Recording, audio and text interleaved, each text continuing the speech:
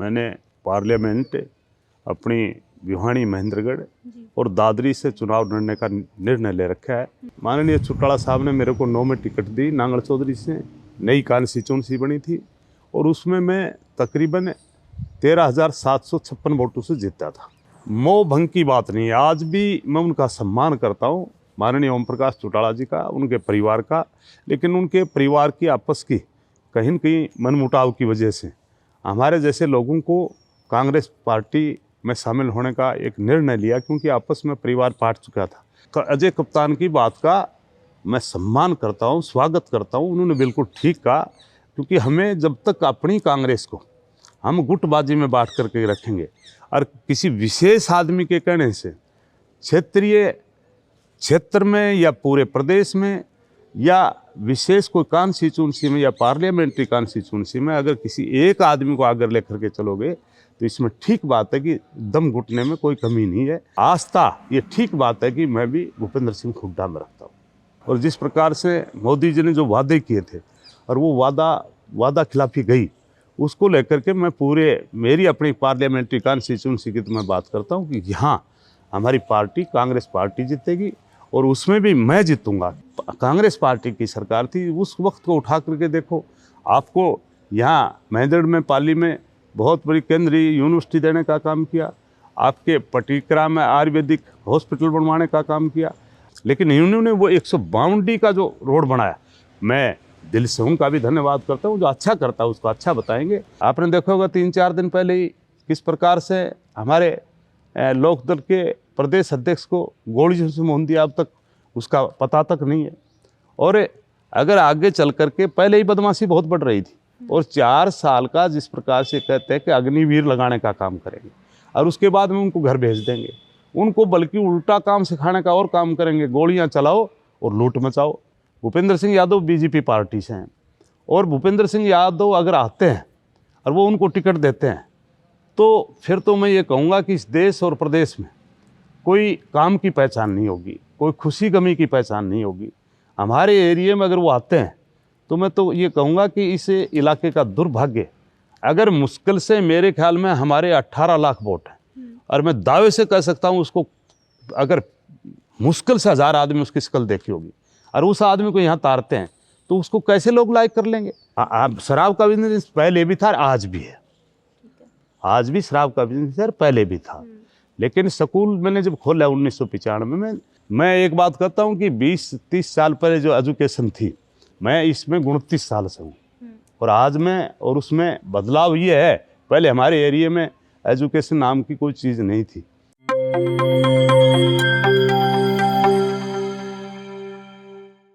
नमस्कार, मैं हूं कोमल राव। एनजेपी हरियाणा के मंच पर आज हमारे साथ मौजूद हैं राव बहादुर सिंह सर। सबसे पहले आपका स्वागत है। मैं बहुत बहुत धन्यवाद करता हूँ आपको कोमल जी, और आपका एनजेपी न्यूज़ का भी धन्यवाद करता हूँ कि आज आप मेरे पास में आए। आपका बहुत बहुत धन्यवाद। आपके परिचय से इंटरव्यू की शुरुआत करते हैं। एक्स एमएलए हैं और यदुवंशी ग्रुप ऑफ इंस्टीट्यूशन के मालिक हैं। आज इनसे राजनीतिक और शिक्षा के बारे में विभिन्न मुद्दों पर बात करेंगे। सर, सबसे पहले राजनीति की बात करते हैं। आपकी चुनावी तैयारी लंबे समय से चल रही है, लेकिन कहाँ से चल रही है ये जो आपके कट्टर समर्थक हैं वो भी नहीं जानते। मेरी तैयारी मैं जिस प्रकार से पूरी तौर से 19 से लेकर के और अब तक के जो 14 जनवरी गई, इससे लेकर के और जो 19 में चुनाव है उससे लेकर के आज तक के मैंने पार्लियामेंट अपनी भिवानी महेंद्रगढ़ और दादरी से चुनाव लड़ने का निर्णय ले रखा है। निर्णय इस बात का है कि पार्टी किस प्रकार से आपका सम्मान करती है, क्योंकि मैंने इन 5 साल में पूरे तरह से 3 बार एक एक घर में जा कर के एक एक आदमी से मिल कर के और पूरी तरह से अपना उनका आशीर्वाद लेने का काम किया है। और इस बात को लेकर के आप जो बात बता रहे हो कि आपके जो कट्टर समर्थक हैं उनको भी पता नहीं, उनका एक बात को मैं आपको बताना चाहता हूँ, क्योंकि मैं कांग्रेस पार्टी से हूँ और जब मैं विधायक बना 9 से लेकर के 14 तक तो मैं लोकदल पार्टी का था और मेरे को लोकदल पार्टी ने टिकट दे करके अपना विधायक नांगल चौधरी से बनाने का काम किया।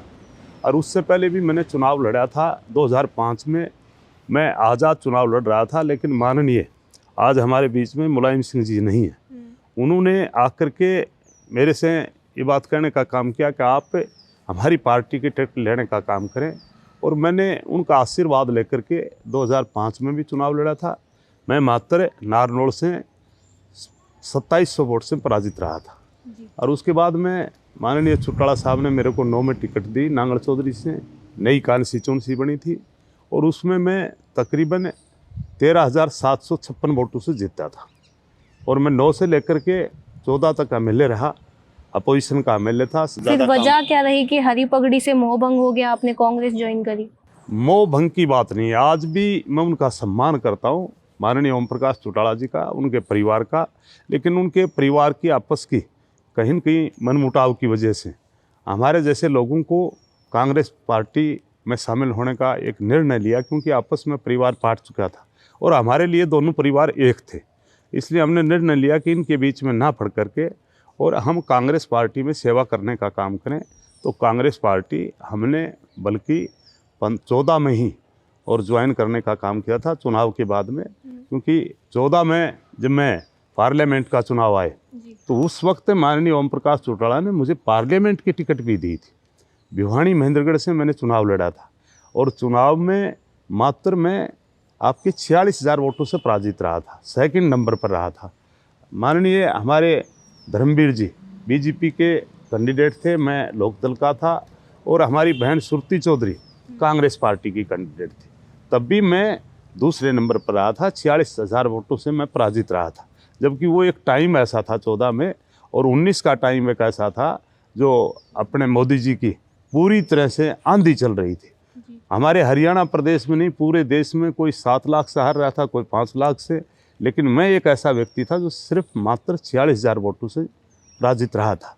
अभी आप कांग्रेस में हैं, कांग्रेस में आपकी तैयारी चल रही है? हाँ, मैं कांग्रेस में हूँ। लेकिन कांग्रेस गुटों में बंट चुकी है। कुछ दिन पहले ही कैप्टन अजय यादव का बयान आता है कि दम घुटने जैसी वो बातें कहते हैं, कई आरोप लगते हैं, आप इसे कैसे देखते हैं? मैं अजय कप्तान की बात का मैं सम्मान करता हूँ, स्वागत करता हूँ। उन्होंने बिल्कुल ठीक कहा, क्योंकि हमें जब तक अपनी कांग्रेस को हम गुटबाजी में बांट करके रखेंगे और किसी विशेष आदमी के कहने से क्षेत्र में या पूरे प्रदेश में या विशेष कोई कॉन्स्टिट्यूंसी में या पार्लियामेंट्री कॉन्स्टिट्यूंसी में अगर किसी एक आदमी को आगे लेकर के चलोगे तो इसमें ठीक बात है कि दम घुटने में कोई कमी नहीं है। तो आप भी किसी गुट के समर्थक हैं या फिर? मैं बिल्कुल, वैसे तो मैं किसी गुट का नहीं, मैं कांग्रेस का हूँ। लेकिन जहाँ तक मैं गुट इसलिए नहीं मानता कि प्रदेश अध्यक्ष हमारे अपने, पहले चाहे आपकी हमारी शैलजा बहन जी थी, अब आपके बीच में हमारा प्रदेश अध्यक्ष उदय भान जी हैं, और अपने अपोजिशन के विधानसभा के लीडर भूपेंद्र सिंह हुड्डा है। तो इसलिए हम उनका जो प्रदेश का, अगर हमारा प्रदेश अध्यक्ष जहाँ रहेगा हम उनके साथ में गुटबाजी में नहीं हूँ। वैसे आस्था ये ठीक बात है कि मैं भी भूपेंद्र सिंह हुड्डा में रखता हूँ। अभी कुछ समय बाद लोकसभा चुनाव होने हैं, कांग्रेस अपना संगठन नहीं बना पाई है, एक और भाजपा है, पन्ना प्रमुख बूथ स्तर तक लोग जोड़ दिए हैं, तो आप लोग कैसे मुकाबला करेंगे? नहीं, जहाँ तक बात, ये आपकी बात का मैं सम्मान करता हूँ कि कांग्रेस अपने आप में 9-10 साल से अपने जो चाहे प्रदेश की, देश की या जिला स्तर की कोई, मैं ये कहूँ कि पदाधिकारी नहीं बना पाई। जबकि बीजेपी ये बात ठीक है कि पन्ना प्रमुख एक एक गांव में एक एक वर्कर को जोड़ने का काम किया है। लेकिन एक बात मैं कह सकता हूँ कि ये जो 9 साल का कुशासन रहा है और जिस प्रकार से मोदी जी ने जो वादे किए थे और वो वादा खिलाफी गई, उसको लेकर के मैं मेरी अपनी पार्लियामेंट्री कॉन्स्टिट्यूंसी की तो मैं बात करता हूँ कि यहाँ हमारी पार्टी कांग्रेस पार्टी जीतेगी और उसमें भी मैं जीतूँगा। क्योंकि पार्टी शायद किसी न किसी ऐसे व्यक्ति को टिकट देने का काम किया और सर्वे करवा करके टिकट नहीं दी, तो शायद मैं नहीं कह सकता, कहीं न कहीं हम पराजित भी हो सकते हैं। लेकिन सर्वे करवा करके टिकट देने का काम किया तो मैं दावे से कह सकता हूँ कि हम भारी मतों से जीतेंगे। आपको ये देखने के लिए मिलेगा कि ये जिस प्रकार से 5-6 लाख वोटों से ये बीजेपी जीत रही थी, उसी प्रकार से महेंद्रगढ़ और आपकी भिवानी पार्लियामेंट्री कॉन्स्टिट्यूंसी से हम भारी मतों से जीतेंगे। हरियाणा में पानी का एक बड़ा मुद्दा है, चलता रहता है। अभी सीएम मनोहर ने राजस्थान के साथ एक समझौता भी किया है। विपक्ष आरोप भी लगाता है कि पानी की पहले ही हमारे पास कमी है। आपका भी जो एरिया है वो डार्क जोन में आता है, तो आप इस पर क्या कहेंगे?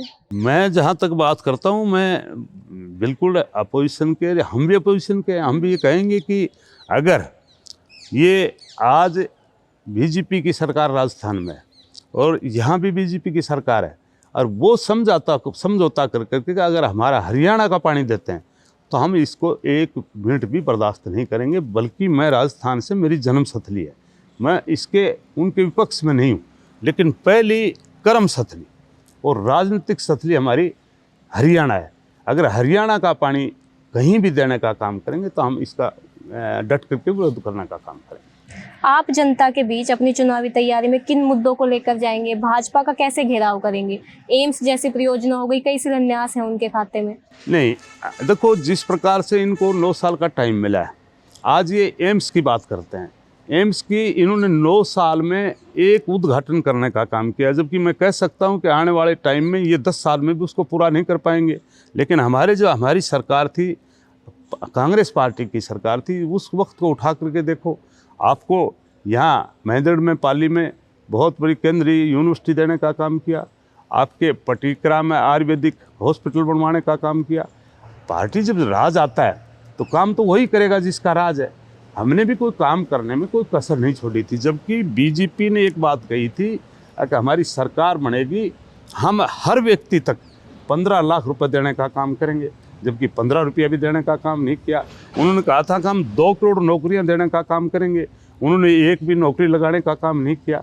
उन्होंने कहा था कि हम आखिरी तल तक पानी पहुंचाने का काम करेंगे, वो उन्होंने पहुंचाने का काम नहीं किया। जहाँ तक एक बात मैं मानता हूँ कि इन्होंने जो हमारी स्कीम थी 152D की, जो हमारे नांगल चौधरी से चल करके चंडीगढ़ जाती है, वो स्कीम भी माननीय भूपेंद्र सिंह हुड्डा की थी, हमारी सरकार की थी। लेकिन इन्होंने वो 152D का जो रोड बनाया, मैं दिल से उनका भी धन्यवाद करता हूँ। जो अच्छा करता है उसको अच्छा बताएंगे। लेकिन हरियाणा प्रदेश में आज हाहाकार मचाया हुआ है। गुंडागर्दी, मैं कहता हूँ कि 100 गुना बढ़ी, महंगाई 100 गुना बढ़ी। चाहे आप घरेलू चीज़ पर लगा लो, चाहे गैस सिलेंडर लगा लो, डीजल लगा लो, पेट्रोल लगा लो, आप कोई भी चीज़ उठा करके देखोगे, हमारे टाइम में जिस चीज़ का 50 पैसे का भाव था, वहाँ 1 रुपया 10 पैसे का भाव है। तो इसको लेकर के चुनाव में जाएंगे। बहादुर सिंह जी, अग्निवीर को लेकर कांग्रेस बहुत आक्रामक दिखती है, उस पर आप क्या कहेंगे? नहीं, कांग्रेस ही नहीं, मैं ये कहूँगा कि अगर आप पूरे देश में कहीं भी जाओगे तो हर आदमी भी इस बात का गुस्सा है। मैं इस सरकार से, हमारे प्रदेश की सरकार से, हमारे देश की सरकार से एक बात पूछना चाहता हूँ कि 4 साल की नौकरी देख करके और जिस प्रकार से पहले अपराध का एक अड्डा बना हुआ है, आपने देखा होगा 3-4 दिन पहले ही किस प्रकार से हमारे लोकदल के प्रदेश अध्यक्ष को गोलियों से मोह दिया, अब तक उसका पता तक नहीं है। और अगर आगे चल करके, पहले ही बदमाशी बहुत बढ़ रही थी, और 4 साल का जिस प्रकार से कहते हैं कि अग्निवीर लगाने का काम करेंगे और उसके बाद में उनको घर भेज देंगे, उनको बल्कि उल्टा काम सिखाने का और काम करेंगे, गोलियां चलाओ और लूट मचाओ। और जिस प्रकार से वो सेवा भी कैसे करेंगे, जब एक आदमी को ये पता है कि देश खतरे में है और उसको ये पता है कि मेरी तो 3 साल तो पूरी होगी और 1 साल बैठ करके कहीं न कहीं से गुजार दूँ, अपने देश अपने भाड़ में जाए। और एक वो टाइम था जो 18 साल से लेकर के, और मैं ये कहूँ कि 40, 45, 50 साल तक नौकरी करता था, वो देश की सेवा करता था। इसलिए मैं इसका विरोध करता हूँ, बिल्कुल गलत है। ऐसा सुनने में आता है, चर्चाएं चल रही है कि भाजपा से मंत्री भूपेंद्र यादव भिवानी महेंद्रगढ़ से तैयारी कर रहे हैं, और अगर आपकी भी तैयारी वहीं से है तो ऐसे में आपका क्या रुख रहेगा? जहाँ तक पहली बात, भूपेंद्र सिंह यादव बीजेपी पार्टी से हैं, और भूपेंद्र सिंह यादव अगर आते हैं और वो उनको टिकट देते हैं तो फिर तो मैं ये कहूँगा कि इस देश और प्रदेश में कोई काम की पहचान नहीं होगी, कोई खुशी गमी की पहचान नहीं होगी। हमारे एरिया में अगर वो आते हैं तो मैं तो ये कहूँगा कि इस इलाके का दुर्भाग्य होगा कि ऐसे आदमी को, एक आदमी कभी उसकी कोई शक्ल नहीं जानता। अगर मुश्किल से, मेरे ख्याल में हमारे 18 लाख वोट हैं, और मैं दावे से कह सकता हूँ उसको अगर मुश्किल से 1000 आदमी उसकी शक्ल देखी होगी, और उस आदमी को यहाँ तारते हैं तो उसको कैसे लोग लाइक कर लेंगे? जो हम उनके बीच में रहे हैं, चाहे वो किसी भी पार्टी का, चाहे बीजेपी का हो, चाहे लोकदल का हो, चाहे कांग्रेस का, तो मैं तो यही कहना चाहूँगा कि, और मेरे बारे में अगर पूछना चाहते हो तो मैं चुनाव लड़ूंगा, 100% लड़ूंगा, और कांग्रेस मुझे टिकट देने का काम करेगी। तो मुकाबला हो जाएगा, अपना आप पता लग जाएगा। अगर लोग एक बाहर से आए हुए आदमी को अब मानते हैं तो फिर इससे आगे जाने का और आने का क्या फ़ायदा है। लोगों के बीच में क्यों खुशी में जाएं, क्यों गमी में जाएं। फिर तो जा कर के दिल्ली अपनी पार्टी के सीनियर्स की पग बिचौलनी करें और उनकी सेवा करने का काम करें, ताकि टिकट जिसको दे दें वो जीत जाएगा। तो मैं समझता हूँ कि भूपेंद्र यादव की महा गलती अगर वो आता है तो यहाँ पराजित होकर के जाएगा। थोड़ा सा अतीत की बात करते हैं। आपका राजनीति में कब आना हुआ, कैसे आना हुआ, क्या वजह रही? मैं राजनीतिक में, वैसे तो मैं कोई राजनीतिक परिवार से नहीं था। मैं बहुत एक मामूली सी परिवार से, और वो भी राजस्थान के झुंझुनू जिला से, सोड़ी गांव से। मैं हरियाणा प्रदेश में जब आया तो यहाँ मैंने छोटी सी नौकरी की, 150 रुपये की नौकरी करते करते, और मैंने जब ये महसूस किया, मैंने नौकरी करने के बाद मैं पूरी तरह से अपने बिजनेस में पूरी तरह से कामयाब हुआ, और उसको लेकर के मैंने ये महसूस किया कि कहीं न कहीं आज कोई कमी है।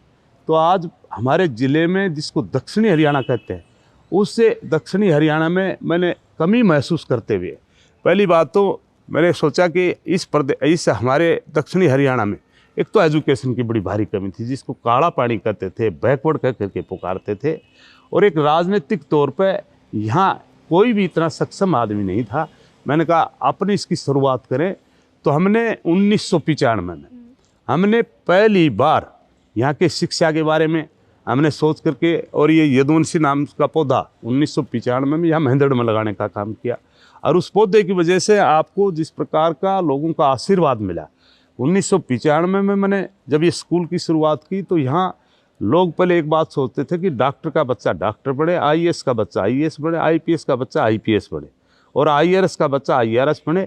लेकिन हमने सभी बातों को पानी में फेरते हुए, और इस महेंद्रगढ़ से पहली बार 98 में नीट में 4 बच्चे देने का काम किया, और वो भी एक फार्मर और रेडी वाले के बच्चों को बढ़ाने का काम किया। स्कूल से पहले तो शायद शराब का बिजनेस था। शराब का बिजनेस पहले भी था, आज भी है। आज भी शराब का बिजनेस है, पहले भी था। लेकिन स्कूल मैंने जब खोला 1995 में, तो स्कूलों की शुरुआत 1995 में की, और उसके बाद में यहाँ आज 3710 बच्चे हमने डॉक्टर बनाने का काम किया, 22-23 बच्चे आईपीएस आईएएस बनाने का काम किया, एनडीए में 59 बच्चे आपके लेफ्टिनेंट बनाने का काम किया। मतलब रिकॉर्ड तौर विदेशों में बच्चे काम कर रहे हैं। उसको लेकर के मेरे को लोगों ने कहा कि आपने शिक्षा में तो सुधार कर दिया, लेकिन शिक्षा में सुधार करते करते आप थोड़ा सा राजनीतिक में और कद रखें तो और अच्छा रहेगा। तो मैंने जिस प्रकार से मैंने बताया ना, 1904 में मैंने जब आपके बीच में राजनीतिक में आया तो मैंने अपना एक दल बनाया था दक्षिणी हरियाणा के नाम से, और दक्षिणी हरियाणा के नाम से मैंने शुरुआत की, लोगों के बीच में गया, लोगों ने मुझे आशीर्वाद दिया। और मैंने कहा ना, मैं चुनाव अपने यहीं से लड़ रहा था, लेकिन माननीय मुलायम सिंह जी ने और अपना एक अतर सिंह जी होते थे एमएलसी, उन्होंने मेरे से कहा कि आप हमारी पार्टी से चुनाव लड़ें, हम आपको आशीर्वाद भी देने का काम करेंगे और मजबूती भी देने का काम करेंगे। तो मैंने उनकी बात को मान करके उनकी पार्टी से चुनाव लड़ा। मात्र में 2700 वोटों से नारनौल से मैं पराजित रहा।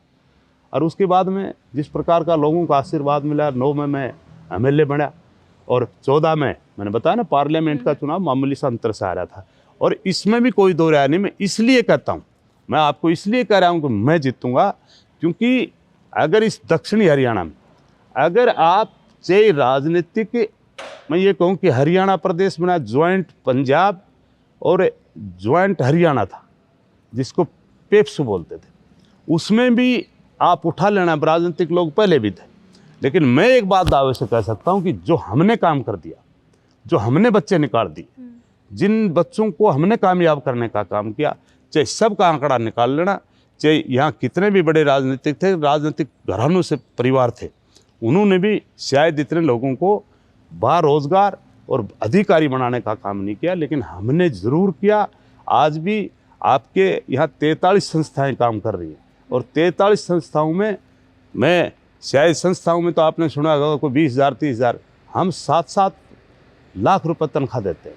और यहाँ बच्चों को जिस प्रकार से कामयाब किया, आज आपके ग्रुप में तकरीबन मैं ये कहूँ कि 13,700 बच्चे आज यहाँ बारोजगार ले रहे हैं, बच्चों की सेवाएं कर रहे हैं, और इस दक्षिणी हरियाणा में जिसको काला पानी कहते थे उसको आज एजुकेशन का हमने बहुत बड़ा अड्डा बनाने का काम किया। पिछली बार आपने देखा होगा पूरे देश आपने तो शिक्षा के स्तर में अब का भी समय देखा है, 20-35 साल पहले का भी समय देखा था, दोनों में अंतर क्या है? मैं एक बात कहता हूँ कि 20-30 साल पहले जो एजुकेशन थी, मैं इसमें 29 साल से हूँ और आज में और उसमें बदलाव ये है, पहले हमारे एरिया में एजुकेशन नाम की कोई चीज़ नहीं थी, लेकिन आज बदलाव मैं तो ये मानूंगा कि आज हम सबसे आगे हैं, देश में सबसे आगे, प्रदेश में सबसे आगे। और हमारे यहाँ से पिछली बार 8 महीने पहले एक रिजल्ट आया था यूपीएससी का, जिनमें 9 बच्चे निकले थे, 5 हमारे बच्चे थे महेंद्रगढ़ जिले के और 4 पूरा हरियाणा के थे। इसी प्रकार से एचसीएस का पीछे रिजल्ट आया था, 17 बच्चे एचसीएस में निकले थे, 8 बच्चे हमारे महेंद्रगढ़ के थे, 9 बच्चे पूरे हरियाणा प्रदेश के थे। चलिए अब समापन की ओर बढ़ते हैं। अंतिम सवाल मेरा आपसे यही होगा कि यदुवंशी ग्रुप के लिए क्या रोड मैप है? यदुवंशी ग्रुप के लिए रोड मैप यही है कि यदुवंशी ग्रुप अपने आप में लगी हुई है और यदुवंशी के साथ साथ में ये पहले तो एक खुली थी, लेकिन अब 43 संस्थाएं यदुवंशी के नाम से काम कर रही हैं और बाकी भी मैं उन लोगों का भी धन्यवाद करूंगा जो महेंद्रगढ़ में एक बैकवर्ड एरिया में और जिन साथियों ने आकर के काफ़ी स्कूलें खुले और उन्होंने आकर के जिस प्रकार से हमारी पीठ को मजबूत करने का काम किया, एजुकेशन को बहुत सुदृढ़ बनाने का काम किया और उसको लेकर के उनसे भी मैं यही उम्मीद करता हूं कि आने वाले टाइम में हम और ज़्यादा काम करें। आने वाले टाइम में इस देश की सेवा के लिए हर बच्चा यहाँ से निकलने का काम। धन्यवाद बहादुर जी, आपने हमें बहुत बहुत धन्यवाद।